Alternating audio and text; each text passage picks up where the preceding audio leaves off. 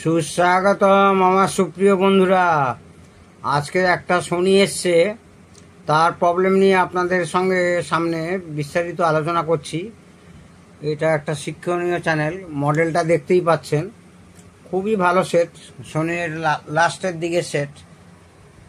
এবং এই যে ডিসপ্লেটা দেখছেন, ডিসপ্লেটাও অসাধারণ ডিসপ্লে। এবারে আসি প্রবলেমের বিষয়।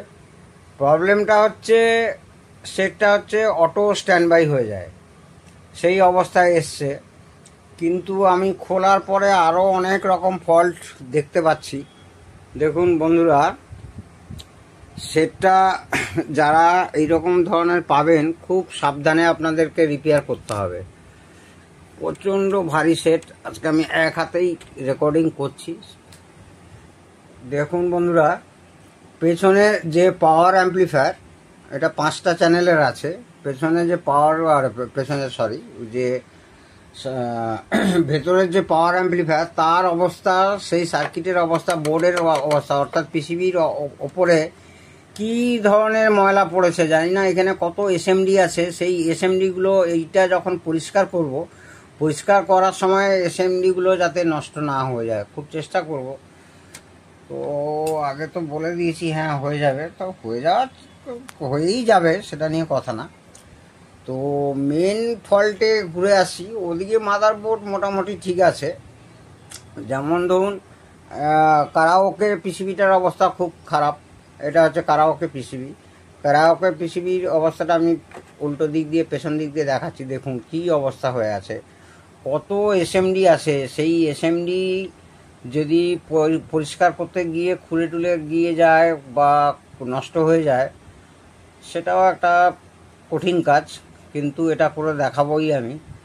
এখানটা এই বোর্ডটা একবার দেখাচ্ছি, দেখুন কি অবস্থা। এটা কিন্তু মেইন অ্যাম্প্লিফায়ার। এই যে কানেকশানগুলো দেখতে পাচ্ছেন, এইগুলো দেখতে পাচ্ছেন, এইগুলো সব হচ্ছে আপনার ওই ব্রিজ রেকটিফায়ার ডায়োড লাগানো আছে। অর্থাৎ এখানে দুটো, এখানে একটা, টোটাল দুটো লাগানো আছে।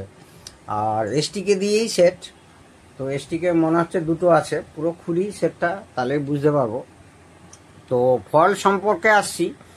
এই ধরনের সেটের আপনারা প্রথমত যখন দেখবেন যে স্ট্যান্ড বাই, অর্থাৎ ডিসপ্লে এসেই সঙ্গে সঙ্গে স্ট্যান্ড বাই হয়ে যাচ্ছে এবং কোনো মেকা এরর বা অন্য কিছুই দেখাচ্ছে না, তখন আপনাদেরকে দেখতে হবে মেনলি, এটা এর আগে কেউ দেখেও ছিল, মানে খোলার সময় আমি অনেক স্ক্রু মেশিং দেখছি, এবং যেখানে যে ধরনের স্ক্রু থাকবে সেখানে সেই ধরনের স্ক্রু নেই। তো এই হচ্ছে মেকানিজমটা দেখাচ্ছি। এটা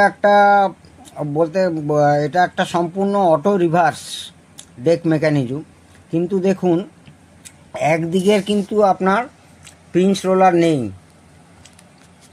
এই যে দেখুন, একদিকে পিঞ্চ রোলার কিন্তু নেই।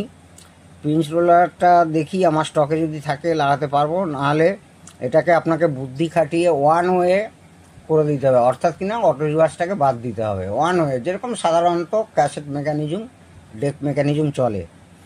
তো এক্ষেত্রে আপনাদেরকে এই জায়গায় আগে দেখতে হবে, এই বেল্টগুলো দেখুন খুব লুজ হয়ে গেছে। এই যে বেল্টগুলো খুব লুজ হয়ে গেছে। তো এই মোটর যদি ঠিক মতো না ঘোরে, এইখানে যে সেন্সারটা দেখছেন, এই সেন্সারটা একটা ওই ফটো সেন্সার আছে। তো এই ফটো সেন্সার যদি ও ফিডব্যাক না পায়, এইখান থেকে যদি এর মাদারবোর্ড ফিডব্যাক না পায়, তাহলে কিন্তু এই প্রবলেম আসতে পারে। সাধারণত আমার এই দীর্ঘ R&D করার পর এইসব ফল্টগুলো আমার প্রায় মুখস্থ, সেখান থেকেই বলছি। আবার অন্য জায়গা থেকেও হতে পারে। ইলেকট্রনিক্সের ব্যাপারে আপনারা যারা খুব সিরিয়াসভাবে ইলেকট্রনিক্সের গুরুত্বপূর্ণ কাজগুলো করে থাকেন, তারা খুব ভালো করেই বোঝেন যে কোথা থেকে কোন ফল্ট বেরোবে। পুরো স্টেপ বাই স্টেপ না করা পর্যন্ত আপনারা কখনোই বলতে পারবেন না। তো গিয়ে আগে মেকানিজমে বেল্টগুলো চেঞ্জ করি, এবং এইগুলো সমস্ত ঠিক করতে হবে। এই সেন্সারের এই যে চাকাটা ঘুরছে, এইটা তো একটা ফটো ট্রানজিস্টর আর একটা উপরে এলইডি আছে, ওই মাঝখানটা পরিষ্কার করতে হবে। আর সলিনয়েডটাকে চেক করতে হবে। সলিনয়েড সাধারণত খারাপ হয় না, তাও চেক করে নিতে হবে একবার। আর এইটা কি করব, আমি আলাদা একটা 12 ভোল্ট পাওয়ার সাপ্লাই দিয়ে মেকানিজমটাকে টেস্ট করব, তারপরে সেটে লাগাবো। ডেক মেকানিজমটা ঠিক করার পরে আলাদা একটা পাওয়ার সাপ্লাই 12 ভোল্টের পাওয়ার সাপ্লাই এই মোটরের নেগেটিভ পজিটিভ বুঝে তাকে সাপ্লাই দিয়ে, আর সলিনয়েডটাকে হাত দিয়ে আপনাকে এই যে এটা দেখতে পাচ্ছেন লিভারটা সলিনয়েডের, এটা গিয়ার ক্যাম গিয়ারের পজিশানটাকে ঠিক করে। সেই ক্যাম গিয়ারের পজিশান ঠিক করছে কিনা হাতে ঠেলে ঠেলে আপনাকে দেখতে হবে, অর্থাৎ কিনা 12 ভোল্ট সাপ্লাই দিয়ে। তারপরে এইখানে সমস্ত কিছু পরিষ্কার টরিষ্কার করে একবার এই ডেক মেকানিজম লাগিয়ে আপনাকে সাপ্লাই দিয়ে দেখতে হবে যে এই মেকানিজমের ওই এই সাউন্ড সিস্টেমের সেই প্রবলেমটা গেল কিনা। কি প্রবলেম না, স্ট্যান্ড বাই প্রবলেমটা গেল কিনা। এবারে স্ট্যান্ড বাই প্রবলেম চলে যাওয়ার পরে আপনাকে সমস্ত কিছু দেখতে হবে। কি দেখতে হবে না, ডিভিডি চলছে কিনা, তারপরে এফএম চলছে কিনা, ক্যাসেট চলছে কিনা, সমস্ত কিছু পার্ট বাই পার্ট দেখতে হবে। যদি দেখেন ডিভিডি চলছে না তখন ডিভিডি পোর্শানে যেতে হবে। যদি দেখছেন ক্যাসেট চলছে না, ক্যাসেট পজিশান, অবশ্য ক্যাসেট পজিশানটা তো আগেই দেখে নিচ্ছেন। এফএম চলছে না তখন এফএমের সাপ্লাই দেখতে হবে, এফএমের টিউনার দেখতে হবে। তো এই করেই হচ্ছে কিন্তু আপনাদের একটা পুরো সেট আপনাদের আয়ত্তে আনতে হবে এবং করে আপনাকে দিতেই হবে, কারণ আপনি কাজ জানেন।